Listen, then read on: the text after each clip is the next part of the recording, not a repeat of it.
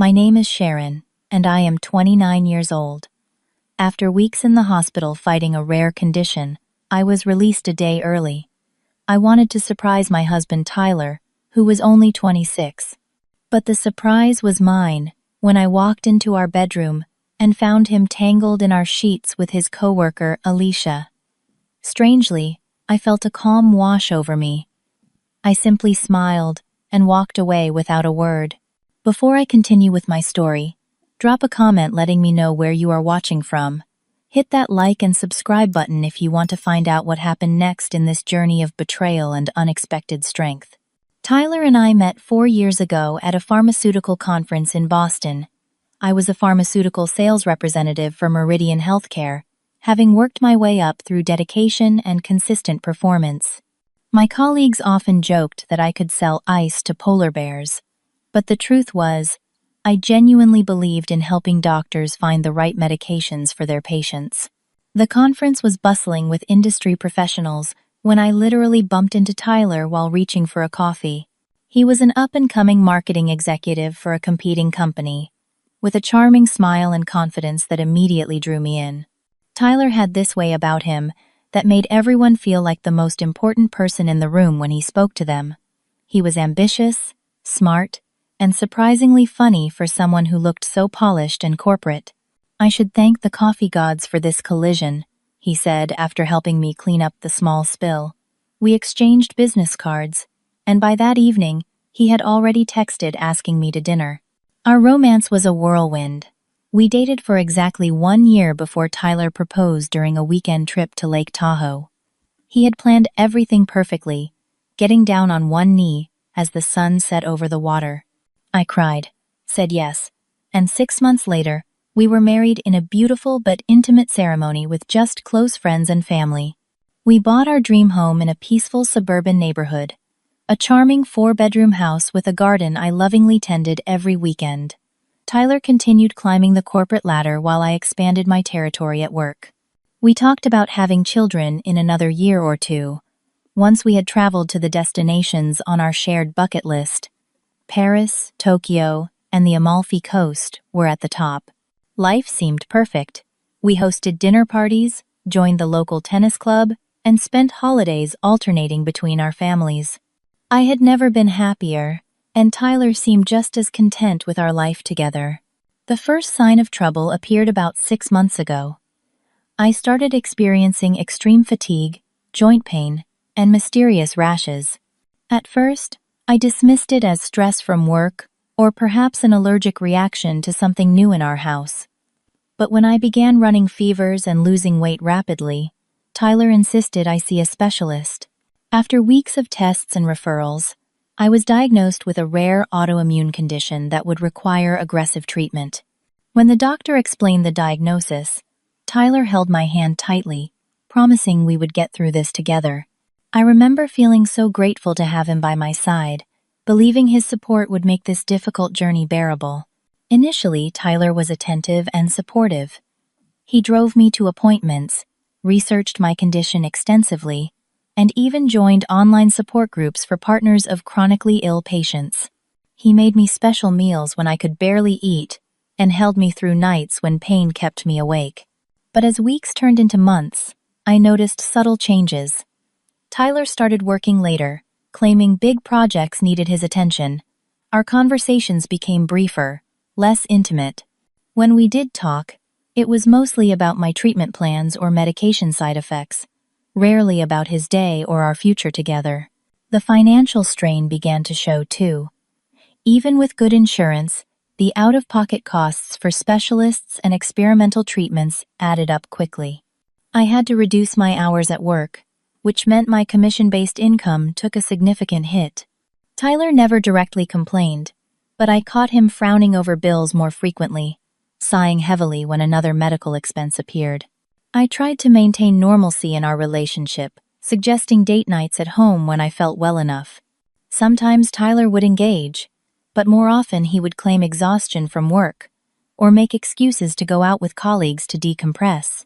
I understood his need for space, for moments of normality, away from our increasingly medical household. At least, that is what I told myself. 3 weeks ago, my condition worsened dramatically. My doctor recommended immediate hospitalization for intensive treatment and monitoring. Tyler seemed almost relieved when he dropped me off at the hospital, promising to visit daily. The first few days, he kept that promise, bringing my favorite books and fresh pajamas. By the second week, his visits became sporadic. He always had plausible excuses: a crisis at work, a deadline for an important campaign, his parents needing help with something urgent. I tried not to feel abandoned as I lay in the hospital bed, watching other patients receive daily visitors who stayed for hours, bringing homemade food and fresh flowers. "Marketing is just crazy right now, Sharon," he would say during his brief appearances. "The Johnson campaign is falling apart, and the VP is breathing down my neck."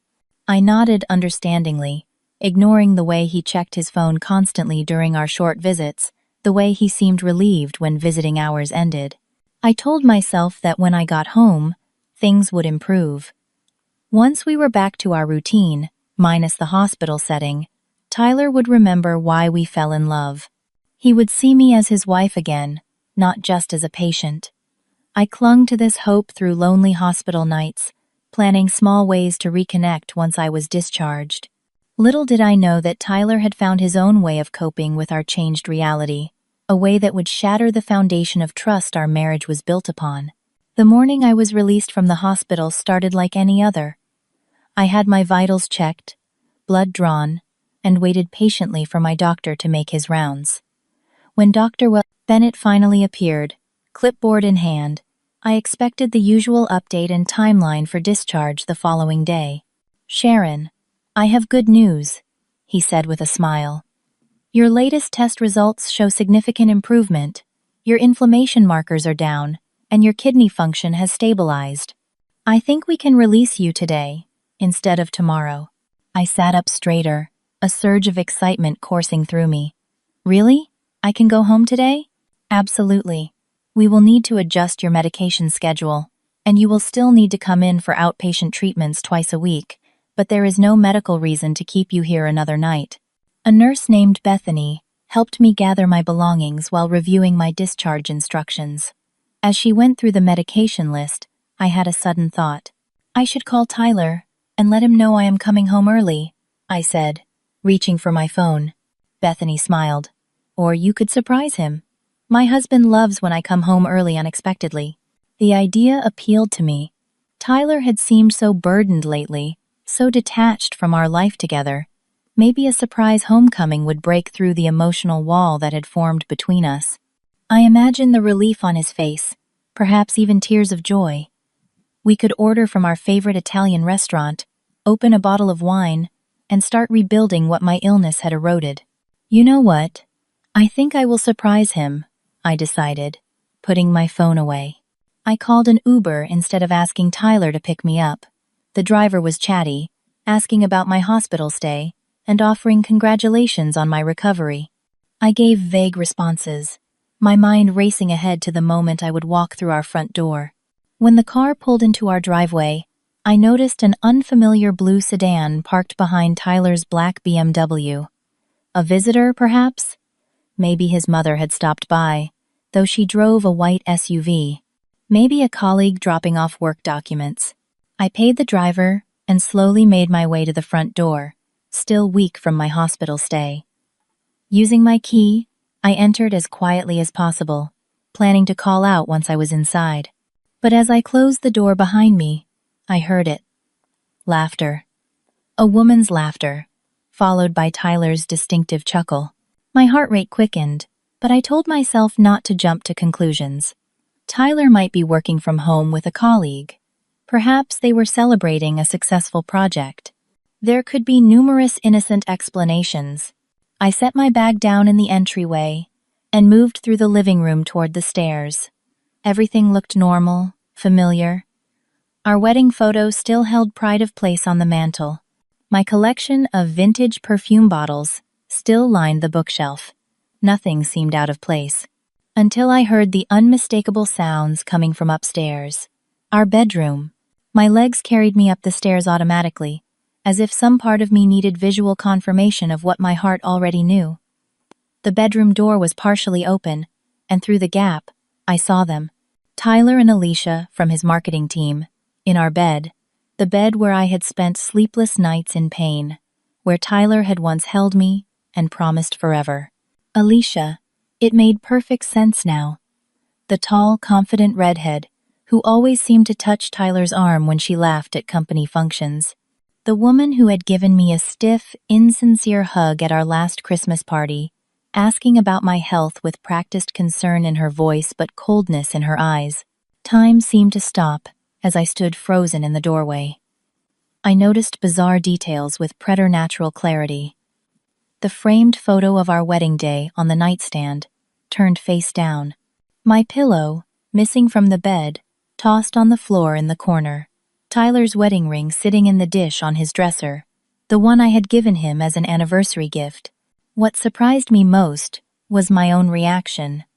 There was no scream building in my throat, no impulse to storm into the room and create a scene. Instead, a strange calm washed over me, as if I were watching a movie about someone else's life. In that moment of clarity, I saw the truth of my marriage in perfect focus. The pieces all fit together now. The late nights, the distracted conversations, the emotional distance. I stood there for perhaps 10 seconds, though it felt much longer. Neither of them noticed me. They were too engrossed in each other, too confident in their privacy. Without making a sound, I backed away from the door and descended the stairs, my hospital discharge papers still clutched in my hand. Outside, the spring air felt cool against my face. I walked down our tree-lined street without any clear destination, my mind oddly blank. I should be crying, I thought. I should be feeling something. The numbness was almost more frightening than pain would have been. I found myself at the neighborhood park, where Tyler and I used to picnic on Sunday afternoons. Sitting on a bench overlooking the small lake, I finally checked my phone. 3 unread messages from Tyler. Hope treatment is going well today. Let me know if you need anything for tomorrow. Cannot wait to have you home. Miss you. A laugh escaped me, hollow and unfamiliar to my own ears. He had sent these messages while with her, or perhaps immediately after, crafting a fiction of the devoted husband, eager for his wife's return. How long had he been living this double life? Was it a recent development, born from the stress of my illness? Or had there always been secrets, even in what I thought were our happiest moments? As I sat there, a strategic silence settled over me. I would not respond to his messages. Let him believe I was still safely tucked away in my hospital room, unaware of his betrayal. Let him have one more night of believing he had successfully compartmentalized his life. Tomorrow would come soon enough, and with it, decisions I never thought I would have to make. I checked into the Parkview Hotel that evening, using my credit card that Tyler rarely monitored. The receptionist gave me a sympathetic look when I explained I needed a room despite having no luggage. Just for tonight, I said, though I had no idea if that was true. The room was bland but clean, with generic watercolor prints on the walls and a bed that felt enormous for just one person. I sat on the edge of it, finally allowing the emotions to surface. They came in waves. First anger, hot and consuming, making my hands shake as I imagined confronting Tyler and Alicia.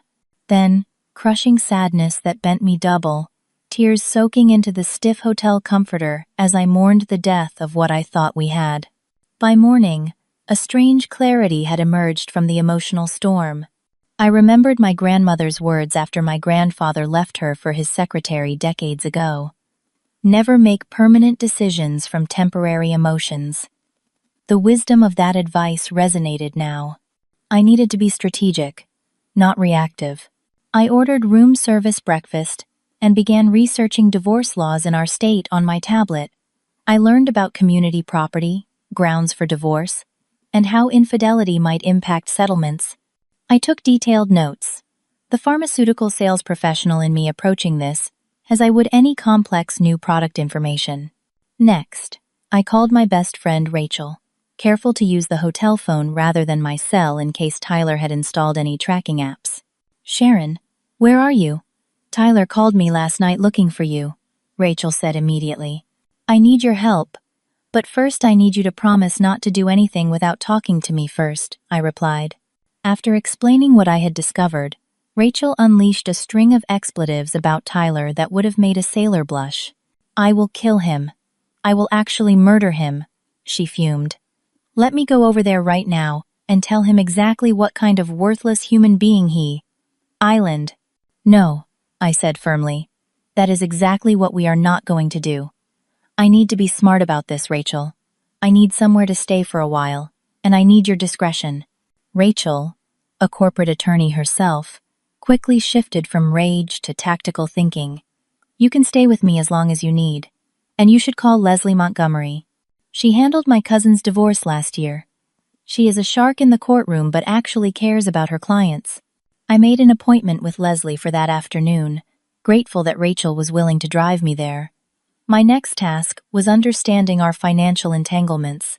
Using my laptop, I logged into our shared cloud storage, where we kept financial documents. What I found stunned me. For the past 4 months, Tyler had been systematically moving small amounts from our joint savings account to a personal account I knew nothing about. Nothing large enough to trigger an alert, but cumulatively it added up to nearly $15,000. He had also applied for a new credit card in his name only, the statements showing hotel charges and expensive restaurant meals on nights he had claimed to be working late. Most damning of all, I found emails between Tyler and a realtor about potentially listing our house, with Tyler stating he would be relocating soon due to personal circumstances and would need to liquidate assets quickly. The timestamp showed this exchange had occurred just 2 weeks after my hospitalization. He had been planning his exit methodically and carefully while I fought for my health. The pieces of evidence formed a mosaic of betrayal far more calculated than a mere physical indiscretion. I downloaded everything, sending copies to my personal email and to Rachel as backup. Then, still using the hotel business center computer, I checked Tyler's email, which he had unwisely set to remember his password on all devices. There they were, dozens of messages between Tyler and Alicia dating back nearly 5 months, starting shortly after my diagnosis. Sweet nothings, explicit photos, plans for their future together. Alicia complaining about being the other woman, and Tyler assuring her it was only temporary. Once Sharon's health stabilizes, I will ask for the divorce, he had written 3 weeks ago. She is too fragile right now. The doctors say any extreme stress could cause a serious flare-up. His concern was not for my well-being, but for his public image. He did not want to be the villain who abandoned his sick wife. He wanted to appear noble, patient, the long-suffering husband who tried everything before reluctantly ending the marriage. Meanwhile, my phone had been buzzing incessantly. Tyler's panic was escalating with each unanswered call and text. The hospital says you were discharged. Where are you? Sharon, I am worried. Please call me. I went to the hospital, but they said you left yesterday. Are you okay? I have called everyone we know. Please let me know you are safe. His final message revealed his fabricated story. I was at the hospital all afternoon looking for you. No one seems to know where you went after discharge. I am filing a missing persons report if I do not hear from you in 1 hour. The audacity was almost impressive. He had constructed an alternate reality where he was the concerned husband frantically searching for his missing wife, rather than a man who had spent the previous afternoon in bed with his mistress. I finally replied with a single text. I am safe. Do not contact me again. Then I turned off my phone, ready to meet with the divorce attorney, and begin dismantling the life I had built with a man who had proven himself unworthy of my trust, my love, and even my anger. For 3 days, I stayed with Rachel, carefully planning my next moves with Leslie Montgomery's expert guidance. We documented everything, from the financial deceptions to the evidence of infidelity. Leslie advised me not to confront Tyler until all our legal ducks were in a row. The element of surprise is your greatest asset right now, she explained in her elegantly appointed office. The moment he realizes you know, and are taking action, he will start covering his tracks and potentially hiding assets. Tyler's messages had evolved from concern to irritation to outright anger as the days passed without substantive response from me. He had indeed filed a missing persons report, only to be told by police that since I had confirmed I was safe and was a competent adult, there was nothing they could do. "This is not like you, Sharon," his latest text read. "Whatever you think is happening, we need to talk about it like adults." On the fourth day, I waited until Tyler's online calendar showed he had a 2-hour marketing meeting off-site. Then I returned to our house with Rachel and her brother Marcus as witnesses and moral support. The house felt simultaneously familiar and foreign as I walked through the rooms that had once represented security and happiness. I went straight to our bedroom, now stripped of bedding, the mattress bare. Tyler had attempted to remove the evidence of his infidelity, but in doing so, had created an even more obvious sign that something was amiss. I packed methodically, taking only what was indisputably mine: clothes, personal items, family heirlooms from my parents, and my professional materials. Leslie had advised against taking anything that could be considered joint property until the divorce proceedings established clear ownership. In Tyler's home office, I noticed his desk drawer slightly ajar. Inside, I found a small stack of handwritten letters from Alicia, dating back even further than the emails I had discovered. 6 months of correspondence, beginning just after my first serious symptoms appeared but before my official diagnosis. "You deserve someone whole and healthy," one letter read. "Someone who can match your energy and ambition. I can be that woman for you." I photographed the letters but left them in place, additional evidence for our case. As I closed the drawer, I heard the front door open. Tyler was home, hours earlier than expected. "Sharon?" His voice carried up the stairs, a mixture of surprise and wariness. I descended the stairs calmly, Rachel and Marcus flanking me like bodyguards. Tyler stood in the entryway, his expression cycling rapidly through shock, relief, and then apprehension, as he registered my companions and the suitcase in my hand. "What is going on?" he asked, attempting to approach me before Marcus subtly stepped forward, creating a barrier. "I think you know exactly what is going on, Tyler," I replied, my voice steadier than I had expected. "Baby, whatever you think happened, it was a mistake, a one-time thing. I was stressed, worried about you, and made a terrible error in judgment," he said, his eyes pleading. "We can work through this. We have invested too much in our marriage to throw it away." I smiled faintly, almost pitying his transparent attempt. Without speaking, I pulled out my phone and played an audio file, the recording I had made while browsing through his desk drawer. His voice and Alicia's filled the room, discussing their plans for the weekend, referencing previous encounters, mapping out a future that had no place for me in it. Tyler's face drained of color. "How did you? When did you?" "I came home early, Tyler. 4 days ago. I saw everything." His shock gave way to defensive anger. "You were spying on me? Recording private conversations? That is not even legal, Sharon." "Neither is financial fraud," I countered. "Or have you forgotten about the $15,000 you have been siphoning from our joint accounts? Or the credit card statements showing hotel rooms on nights you were supposedly working late? Or the emails with the realtor about selling our house without my knowledge?" His expression hardened. "You are not thinking clearly, Sharon.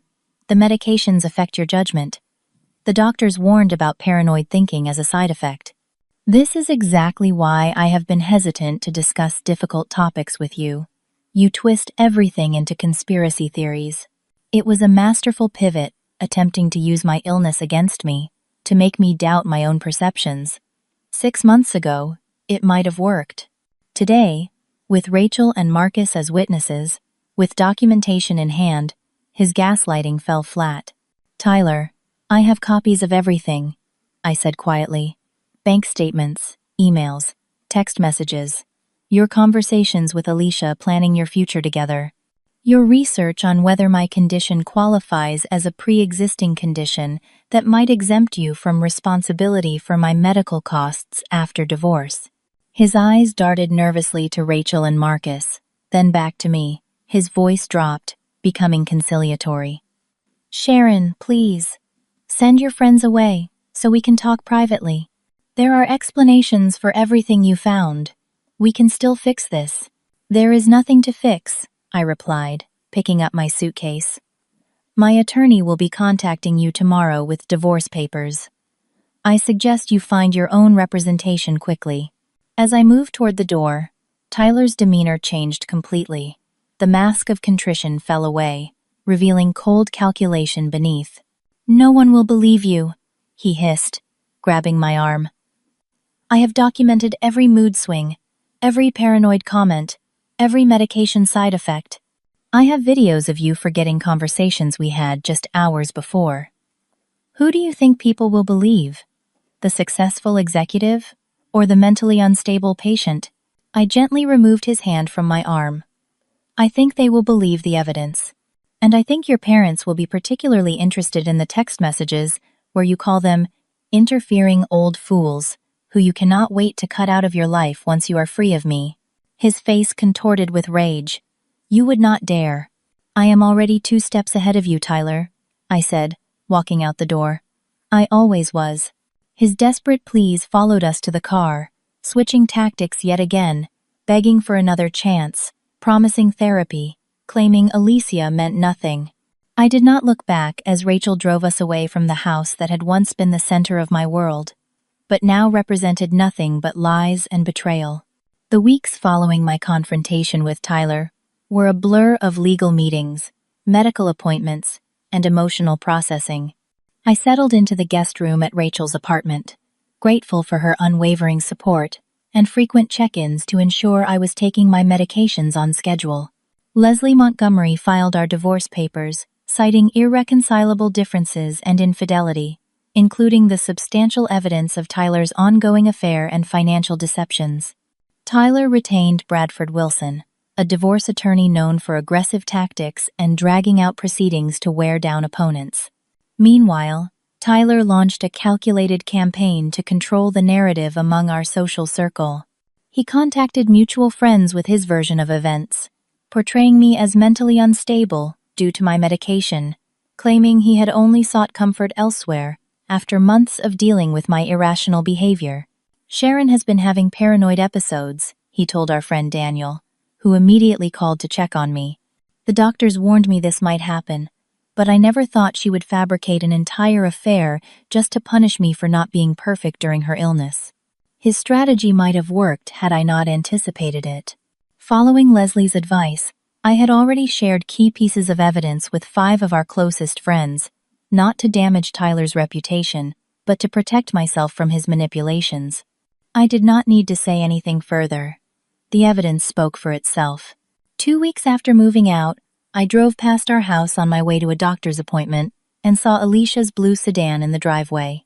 She had wasted no time moving in, apparently unconcerned about appearing sensitive to the situation. This confirmed what Rachel's neighbor, Judy, who worked in Tyler's building, had told us.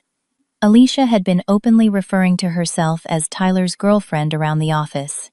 The most surprising call came from Tyler's mother, Eleanor. She had always been kind to me, if somewhat reserved, maintaining the polite distance of a mother-in-law who respected boundaries. Sharon, Tyler told us you left him because of delusions caused by your medication, she began, her tone cautious but not accusatory. What else did he tell you, Eleanor? I asked quietly. That you imagined him having an affair, that you hired a ruthless attorney, that you are trying to take everything from him despite his support throughout your illness. I sighed deeply. Eleanor, I would never ask you to choose between your son and me, but I will tell you that I saw Tyler and Alicia together in our bed with my own eyes. I have evidence of their affair dating back 6 months. And Alicia is living in your son's house right now. You can verify that yourself if you wish. The silence on the other end of the line stretched for nearly a minute. I am so sorry, Sharon, she finally said, her voice breaking. George and I raised him better than this. Tyler's parents came to visit me the following weekend, bringing a small photo album they had created of my 5 years as part of their family. It was their way of saying I would always matter to them, regardless of what happened with their son. Eleanor hugged me tightly before leaving, whispering, "He will regret losing you for the rest of his life." As the divorce proceedings continued, my health took another downturn. The stress of the situation triggered a flare of my autoimmune condition, sending me back to Dr. Bennett for adjusted medications and increased monitoring. I developed a rash across my chest and face, lost 8 pounds in 2 weeks, and experienced such extreme fatigue that some days I could barely leave Rachel's guest room. Tyler attempted to use this relapse to his advantage, filing a motion to be included in my medical decisions since we were still legally married. His attorney argued that my diminished capacity during flares meant I could not make sound judgments about my treatment, or, by extension, our divorce proceedings. Leslie fought back immediately, providing statements from Dr. Bennett, confirming that while my physical health was compromised, my cognitive abilities and decision-making capacity remained completely intact. The judge denied Tyler's motion and issued a stern warning about using my medical condition as a litigation tactic. The corporate world Tyler valued so highly began to unravel for him as well. Someone, possibly from the legal department, had notified Human Resources about his relationship with Alicia, who was technically his subordinate. The company had strict policies about disclosure of romantic relationships within reporting structures, policies Tyler had blatantly ignored. Both Tyler and Alicia were called into meetings with HR. While I was not privy to the specific outcomes, Rachel's neighbor Judy reported that Alicia had been transferred to a different department, significantly diminishing her role, while Tyler had received a formal reprimand that would impact his eligibility for promotion for at least a year. As Tyler's professional and personal life began showing cracks, his attempts to reconcile with me intensified. He sent flowers to Rachel's apartment. He emailed long apologies filled with promises of therapy and renewed commitment. He even showed up at one of my doctor's appointments, somehow having obtained my schedule, claiming he just wanted to be there for me like before. Dr. Bennett, aware of our situation, had security escort Tyler from the building and helped me file paperwork to keep my appointment schedule confidential going forward. Just when I thought the situation could not become more complicated, an unmarked package arrived at Rachel's apartment, addressed to me. Inside was a USB drive containing photos, emails, and text messages documenting affairs Tyler had conducted with 2 other women before Alicia, dating back to our 2nd year of marriage. The anonymous note accompanying the drive read simply, "You deserve to know the whole truth. He did the same to us." I forwarded the information to Leslie for our case file and, after careful consideration, sent copies to Tyler's parents. They deserved to know the son they had defended so vigorously was not the man they believed him to be. Eleanor's reply was a single sentence, "We love you, and we are handling this in our own way." I later learned they had canceled their plans to help Tyler with the down payment on a new condo he had been planning to buy after selling our house. His financial situation, already strained by legal fees and the cost of maintaining 2 households, took another hit. Through all of this, I focused on survival, on getting through each day with my health and sanity intact. I had lost my husband, my home, and my sense of security in the world. But sitting in Dr. Bennett's office 6 months after discovering Tyler's betrayal, I realized I had not lost myself. Broken, yes. Battered by circumstances beyond my control, certainly. But still, fundamentally, Sharon, still fighting, still moving forward one difficult step at a time. 6 months into the divorce proceedings, I found myself in a place I never expected, grateful for the painful journey. Not for Tyler's betrayal or the loss of what I thought was a loving marriage, but for the unexpected growth that emerged from the ashes of that relationship. The legal battle continued, with Tyler's attorney employing delay tactics to extend the process, hoping to wear down my resolve or force me to accept less favorable terms due to mounting legal costs. Leslie remained undeterred, methodically countering each motion and building an increasingly strong case. Meanwhile, I focused intently on my health. Dr. Bennett had referred me to a specialist in Chicago who was pioneering a new treatment protocol for my condition. The initial results were promising, significantly reducing my inflammation markers and alleviating some of the more debilitating symptoms. "Your body is responding remarkably well," Dr. Winters told me during my third treatment. Often, emotional stress can exacerbate autoimmune conditions, but sometimes removing a significant stressor from your life, even through difficult circumstances, can allow your body to begin healing. The irony was not lost on me. In some bizarre way, Tyler's betrayal might have contributed to my physical improvement by removing the constant strain of maintaining a relationship with someone who had already emotionally abandoned me. During my hospital treatments, I befriended a nurse named Jasmine.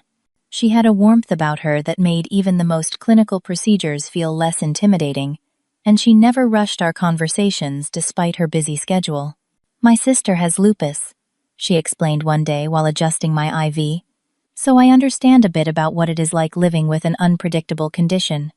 Have you ever connected with a support group?" I admitted that I had avoided support groups, fearful they would focus exclusively on illness rather than wellness. Jasmine smiled knowingly. "There is a group that meets at the community center on Thursdays. They talk about living well despite chronic conditions, not just managing symptoms.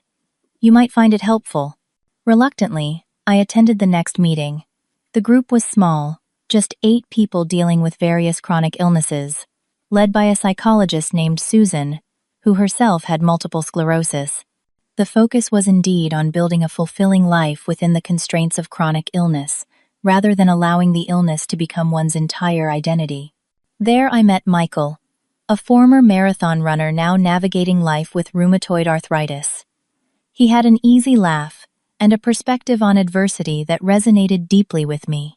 My ex-wife left 6 months after my diagnosis, he shared during my second meeting, said she had not signed up for a sick husband. It devastated me at the time, but looking back, I realize she did me a favor. Better to know someone's true character before investing more years in a relationship built on conditional love. Michael and I began meeting for coffee after group sessions, sharing our experiences, and gradually building a friendship based on mutual understanding and genuine respect. Unlike Tyler, Michael never made me feel that my illness was an inconvenience, or that I was somehow less valuable because of my health limitations. Professionally, I had to make adjustments as well. Returning to the demanding schedule of pharmaceutical sales was not compatible with my treatment needs and energy limitations. After careful consideration, I approached my company about transitioning to a training and development role, utilizing my product knowledge and sales experience to mentor new representatives. To my surprise, they not only accommodated my request, but created a partially remote position that allowed me to work from home 3 days a week.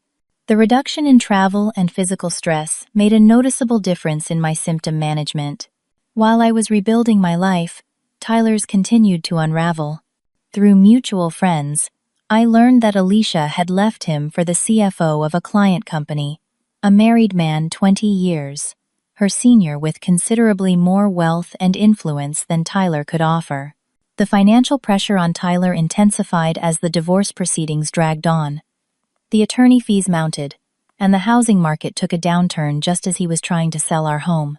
His parents, once his most reliable supporters, maintained a cool distance following the revelations about his multiple affairs.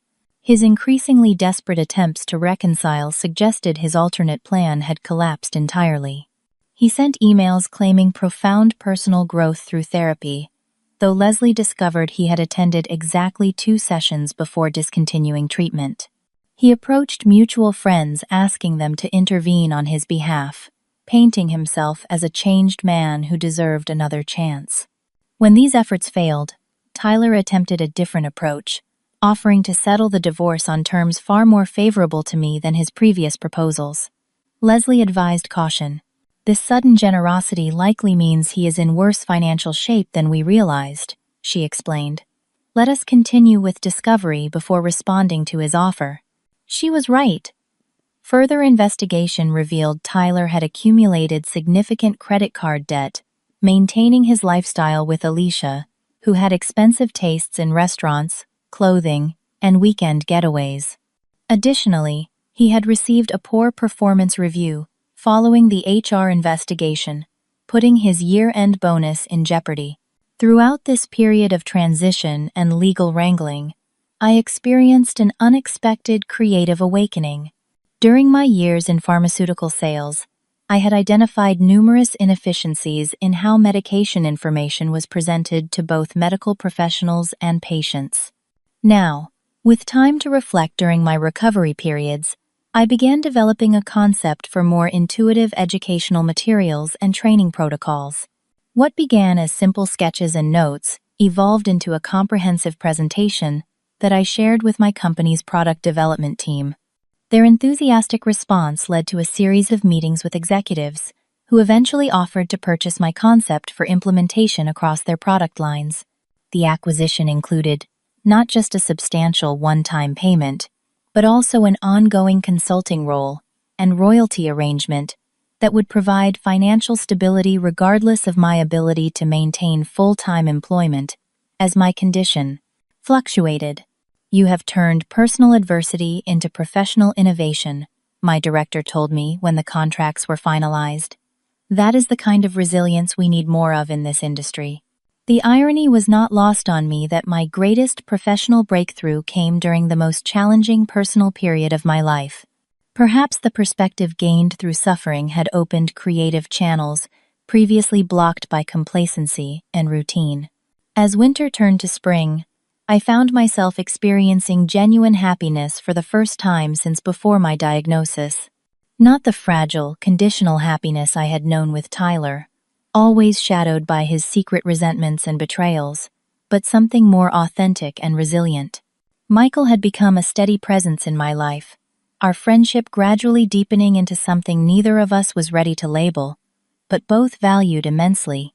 We moved cautiously, respectful of each other's past wounds and ongoing challenges, building a connection based on honesty and mutual support rather than idealized projections. When the court date for finalizing our divorce approached, I felt not bitterness or regret, but a quiet resolution.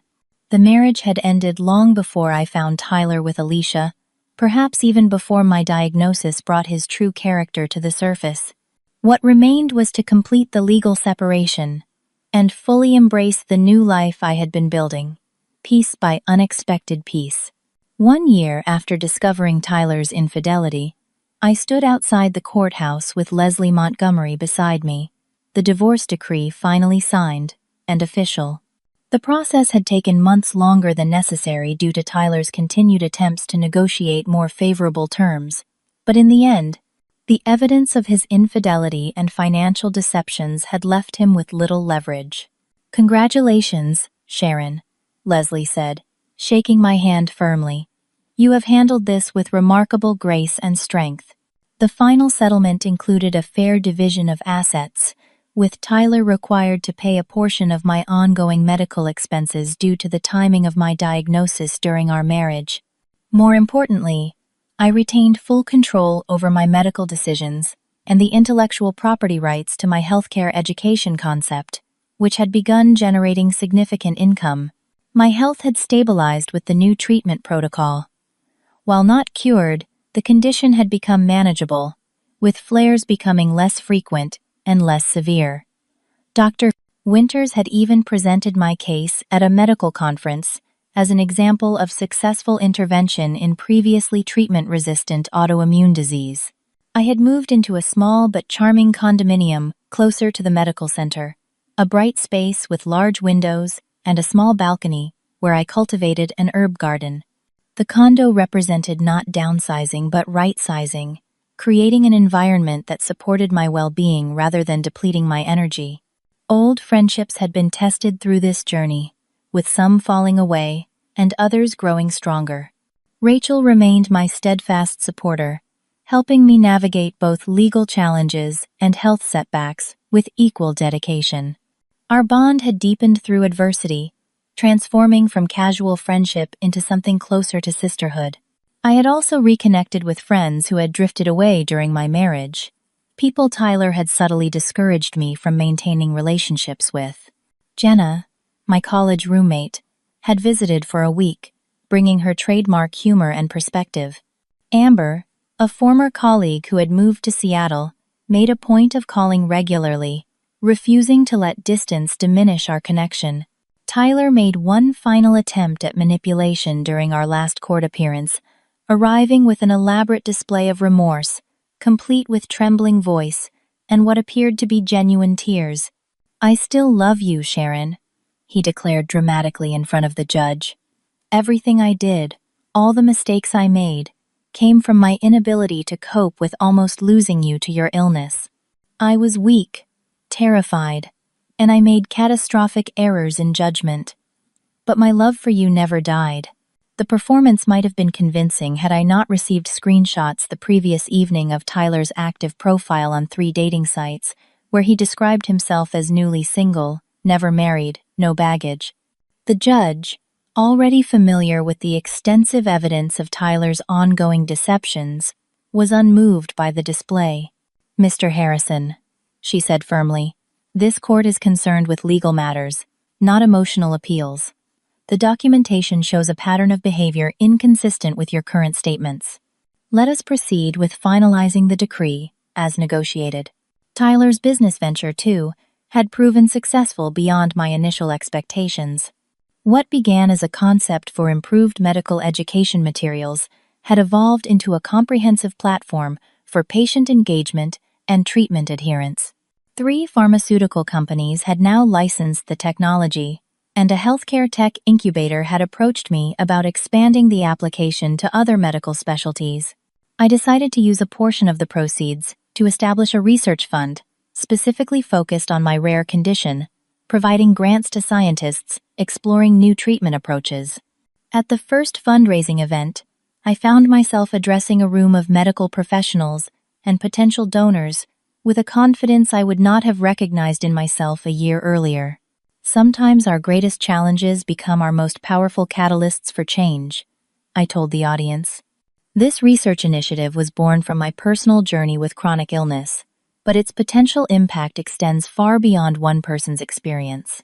Together, we can transform how autoimmune conditions are understood and treated. My friendship with Michael had continued to evolve, neither of us rushing to define what was developing between us. We had established a rhythm of shared activities adapted to our respective health limitations, finding joy in simple pleasures like cooking meals together, attending community concerts, or just talking for hours over tea on my balcony. "I never thought I would be grateful for rheumatoid arthritis," Michael confessed one evening as we watched the sunset. "But without it, I would never have met you. So, in a strange way, I have made peace with it." I understood completely. My condition and Tyler's betrayal had torn apart the life I thought I wanted, only to reveal a path to something more authentic and ultimately more fulfilling. 3 days after the divorce was finalized, Tyler called. I almost did not answer, but curiosity won out. "Sharon," he began, his voice carefully modulated to convey sincerity. "I just wanted to say that I truly am sorry for everything. I have been doing a lot of soul searching, and I realize now what I threw away. The women since you, they have all been attempts to fill the void you left. None of them compare to what we had." "What did we have, Tyler?" I asked quietly. "Because from where I stand now, it looks like we had a relationship built on conditional love, one that could not withstand the first real test." "That is not fair," he protested. "I stood by you for months during your illness, while simultaneously planning your exit and beginning affairs with multiple women," I pointed out. "That is not standing by someone, Tyler. That is waiting for a convenient moment to abandon them." His tone shifted, the practiced contrition giving way to familiar defensiveness. "I made mistakes, Sharon. Everyone does. But you chose to throw away 4 years of marriage instead of working through one difficult period." I laughed softly, not from amusement but from the clarity of hindsight. "Tyler, you were not the man I thought I married. Perhaps you never were. I am grateful now that I found out before wasting more years with someone who saw me as disposable the moment I became inconvenient." "I never saw you that way," he insisted. "Your actions showed otherwise," I replied. "But I want you to know something. I forgive you, not for your benefit but for mine. I refuse to carry the weight of bitterness forward into my new life. So thank you, in a way, for setting me free to find something more genuine than what we had. After hanging up, I felt a profound sense of closure. The anger that had fueled me through the darkest days of discovery and divorce had served its purpose, providing the energy needed to fight for what was rightfully mine. But carrying that anger forward would only diminish the life I was creating now. Looking back on the past year, I marvel at how completely my world has transformed. The betrayal that once seemed like the end of everything meaningful had instead become the catalyst for growth I would never have chosen, but now would not trade. My illness showed me who truly cared and who would stand by me when life became challenging. Tyler's betrayal freed me from a marriage that was more performance than partnership. The divorce forced me to rebuild from the foundation up, creating a life aligned with my authentic needs and values rather than someone else's expectations.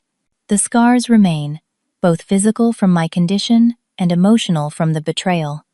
But scars are evidence of healing, of the body and spirit's remarkable capacity to repair and regenerate after injury. They tell the story not just of wounding, but of survival and recovery. As I sit here in my new home, surrounded by elements chosen specifically to support my well-being, I feel a profound gratitude for this unexpected journey. The path has been arduous, painful beyond words at times, but it has led me to a place of genuine self-knowledge and hard-won peace. Have you ever experienced a betrayal that ultimately led to positive change in your life? Share your story in the comments below. Sometimes our most painful experiences become our greatest teachers. If this story resonated with you, please hit the like button and subscribe to hear more journeys of resilience and transformation. And remember, sometimes what feels like an ending is actually the beginning of something far more authentic and beautiful than you could have imagined. Thank you for listening, and may you find strength in your own unexpected journeys.